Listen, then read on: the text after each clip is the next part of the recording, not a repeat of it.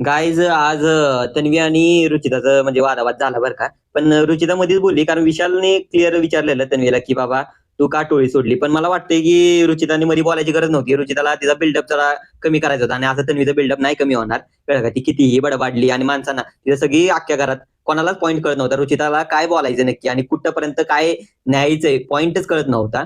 झाली ही गोष्ट आणि तन्वी जिंकणार ही सगळ्यांना माहितीये किंवा तन्वी फायनलिस्ट तरी होईल आणि रुचिताला यार प्लीज बाहेर काढा. खरं सांगू का.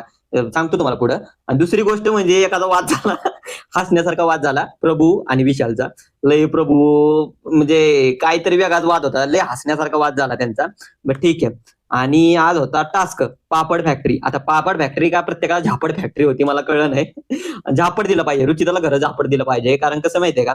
अहो टास्क करायला लावले बिग बॉसनी. काहीतरी वेगळंच करायला घेतलं तिनं. स्टार्ट झाल्या झाल्या तिनं काहीतरी बळबळ चालू केली आणि अख्खा गेम खराब करून टाकला. सुरुवातच करून टाकली सगळं गेम खराब करायचं.